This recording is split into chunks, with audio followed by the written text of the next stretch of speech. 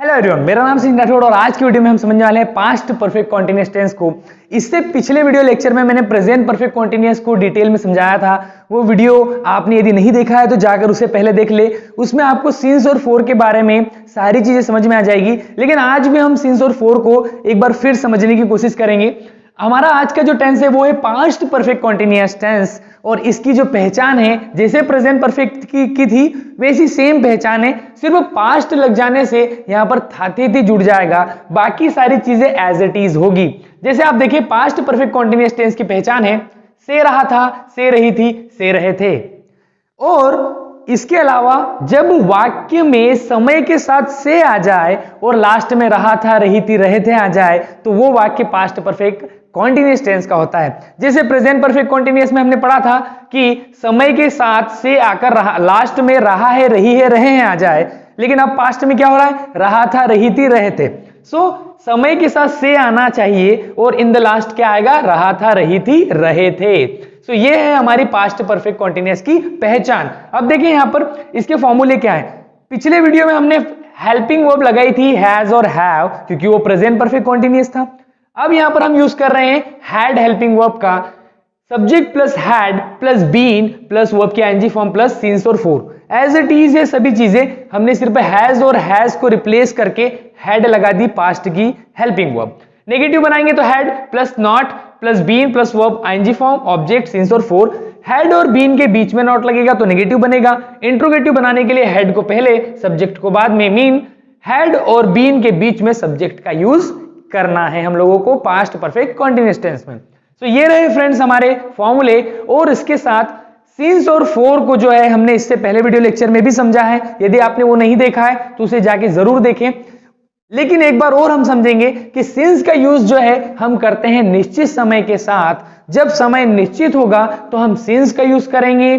से के साथ जब समय आएगा तो उस समय के लिए हम सिंस का यूज निश्चित समय के साथ, और अनिश्चित समय होगा तो हम फॉर का यूज कर लेंगे।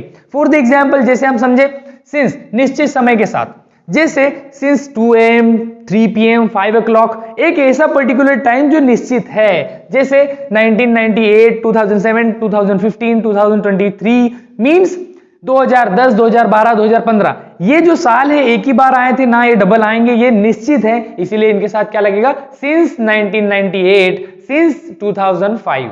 वैसे ही जितने भी हमारे दिन हैं मंडे ट्यूसडे थर्सडे सभी के साथ लगेगा since. Since Monday, since Sunday, since Saturday, since morning, since evening, since afternoon, since night, since yesterday, since childhood, since birth. Means इन सभी के साथ हमको लगाना है सिंस, क्योंकि सिंस निश्चित है। जैसे फॉर द एग्जांपल हम कह रहे हैं सिंस मॉर्निंग, तो सिंस मॉर्निंग निश्चित इसलिए है क्योंकि सुबह एक निश्चित समय के लिए होती है।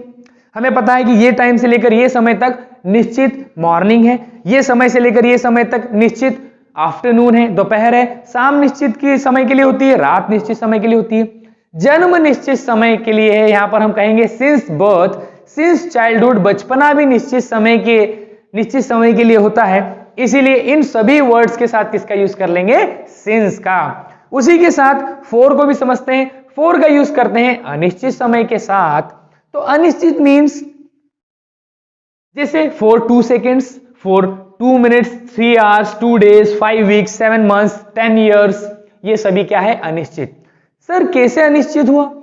जैसे मान लीजिए मैं कहूं कि मैं 2 घंटे से क्रिकेट खेल रहा हूं। ये मैंने जब कहा कि 2 घंटे से के साथ समय आया 2 घंटे, तो 2 घंटे से क्रिकेट खेल रहा हूं, तो यहां पर यह 2 घंटे से क्रिकेट खेल रहा था पास्ट परफेक्ट कॉन्टिन्यूअस में यदि समझे तो 2 घंटे जो है मुझे नहीं पता। यदि मैंने किसी कहा कि मैं 2 घंटे से क्रिकेट खेल रहा था, तो 2 कौन से घंटे, वो निश्चित नहीं है। पूरे 24 घंटे में से वो कौन से 2 घंटे हैं हम नहीं समझ पाएंगे, इसीलिए उसे कहा जा रहा है अनिश्चित समय। ड्यूरेशन ऑफ टाइम के लिए हम फोर का यूज करते हैं और पॉइंट ऑफ टाइम के लिए हम यूज करते हैं सिंस का।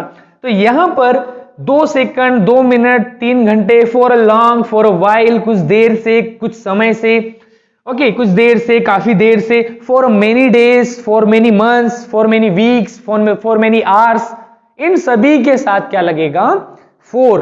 क्योंकि यदि मैं कहता हूं कि 2 हफ्तों से, तो 2 हफ्तों से वो 2 हफ्ते कौन से हैं मुझे नहीं पता है, वो अनिश्चित है।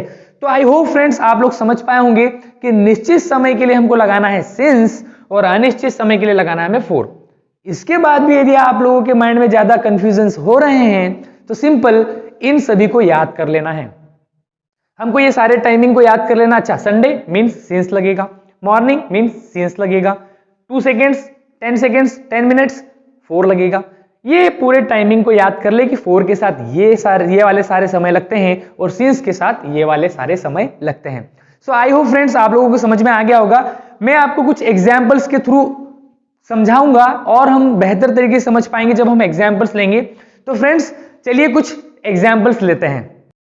कुछ एग्जाम्पल्स लेते हैं जिससे और बेहतर तरीके से आप समझ पाएंगे कि पास्ट परफेक्ट कंटीन्यूअस टेंस में किस तरीके से सेंटेंस बनते हैं। सो देखिए जिस तरीके से यहां पर लिखा है, राम सुबह से बाजार जा रहा था। यहां पर रहा था आया है तो हमारी पहचान जो है आइडेंटिफिकेशन रहा था। यहां पर पास्ट कंटीन्यूअस में भी रहा था आता है, लेकिन इस वाले टेंस में समय से, सुबह से, किसी समय से आकर रहा था, रही थी, रहते आए, तो ये हमारी आइडेंटिफिकेशन है कि जब वाक्य में बीच में समय से आकर रहा था, रही थी, रहते आ जाए तो पास्ट परफेक्ट कंटीन्यूअस होता है। सो यहां पर सेंटेंस किस तरीके से बनेगा, हमने फॉर्मूले देखे अभी थोड़ी देर पहले कि हम पास्ट परफेक्ट कंटीन्यूअस में हैड बीन हेल्पिंग वर्ब का यूज करते हैं। चलिए सेंटेंस बनाते हैं। हमारे पास सबसे पहले है अफर्मेटिव सेंटेंस, तो हमारा सब्जेक्ट है राम और हमारी हेल्पिंग वर्ब है had been. So Ram had been और यहां पर वर्ब हमारी है गोइंग, तो यहां पर वर्ब की आईएनजी फॉर्म गो के साथ आईएनजी लगाया, going. Ram had been going और ऑब्जेक्ट है हमारा टू मार्केट।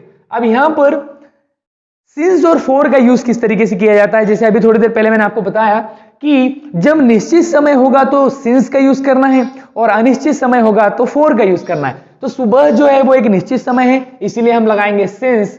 तो ये हमने यूज किया सिंस, एंड मॉर्निंग मतलब सुबह, तो since morning.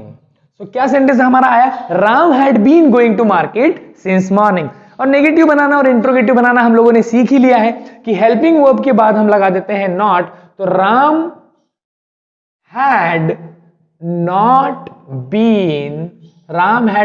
Been going to market since morning.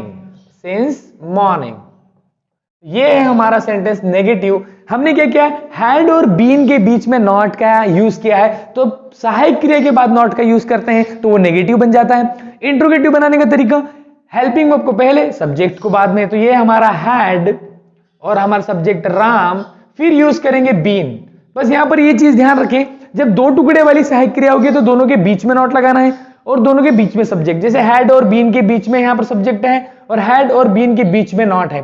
सो क्या सेंटेंस बनेगा, इंट्रोगेटिव, हैड राम बीन, और बाकी का सेंटेंस एज इट इज आ जाएगा, going to market since morning. और हमारा क्वेश्चन मार्क।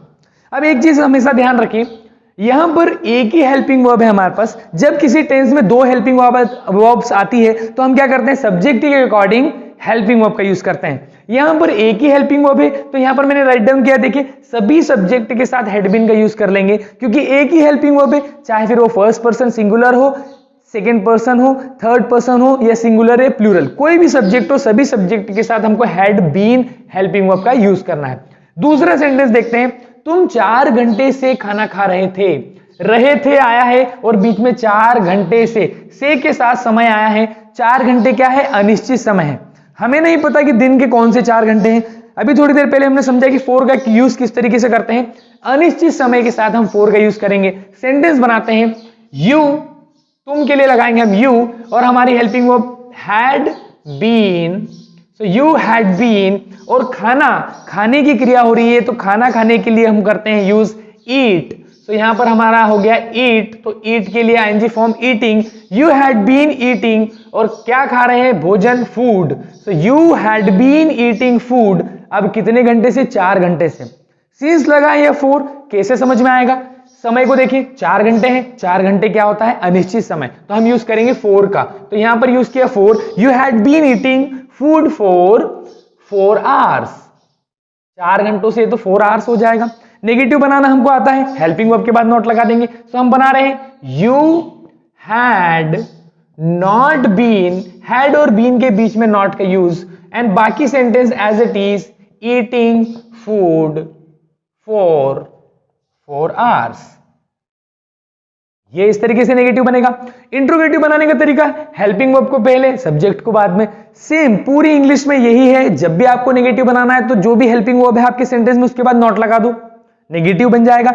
और जो भी सेंटेंस है जिसमें आपको नेगेटिव बनाना है तो हेल्पिंग वर्ब को पहले, सब्जेक्ट को बाद में, तो इंट्रोगेटिव बन जाएगा। तो इंट्रोगेटिव बनाते हैं हम लोग, हैड को पहले लिखेंगे, फिर हमारा आ गया you, had you been, had और बीन के बीच में not, had you been eating food, eating food. For हमारी अनिश्चितता के लिए फॉर का यूज, 4 hours। ये हमारा बना interrogative sentence. I hope friends आप लोगों को समझ में आ रहा होगा कि किस तरीके से सेंटेंसेस बनेंगे। लास्ट के जो तीनों टेंस हैं इनमें सेम चीजें चलती है, सिर्फ फर्क है तो पहचान और हेल्पिंग वर्ब का। पूरे 12 टेंसों में, जितने भी हमारे पास 12 टेंस है, सभी टेंसों में मैं हमेशा कहता हूं कि 3 चीजें बदलती हैं। पहली है पहचान, दूसरी है हेल्पिंग वर्ब और तीसरा है वर्ब का फॉर्म। ये 3 चीजें बदलती है, बाकी सारी चीजें एज इट इज होती है। ज्यादा चेंजेस आपको नहीं दिखेंगे लास्ट के 3 टेंस में। सिर्फ हैड, यहां पर हम यूज कर रहे हैं हैड बीन, इसके पहले हमने यूज किया हैज और हैव बीन। फ्यूचर में हम यूज करेंगे विल हैव बीन। यहां पर जब भी हम लास्ट के 3 टेंस बनाएंगे तो उसमें सिर्फ एक ही चीज है, वो है सिंस और फॉर। आपको सिंस और फॉर को किस तरीके से लगाया जाता है ये कॉन्सेप्ट पता होना चाहिए, और हमने इस चीज को बेहतर तरीके से सीख लिया है।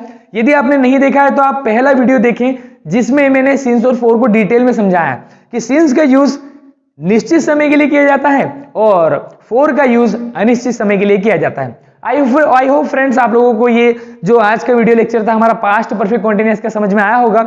यदि नहीं समझ में आता है तो इस वीडियो को एक बार डबल देखना है, फिर से देखना है। जब तक नहीं समझ में आए तब तक बार बार देखते रहना है, एक न एक दिन आपको जरूर समझ में आ जाएगा। और इन सारे टेंस की प्रैक्टिस करना बहुत जरूरी है। आई होप फ्रेंड्स आप लोगों को आज का वीडियो अच्छा लगा होगा। यदि वीडियो अच्छा लगता है, पसंद आता है तो लाइक करना है, कमेंट करना है वीडियो पर। और यदि आप चाहते हैं कि आपके और फ्रेंड्स को ये वीडियो जाए उन तक और ये नॉलेज उन तक पहुंचे तो आप उनको शेयर करें, और नए हैं चैनल पर तो चैनल को सब्सक्राइब करें। एंड तब तक के लिए keep growing, keep learning and we can do it. Bye bye.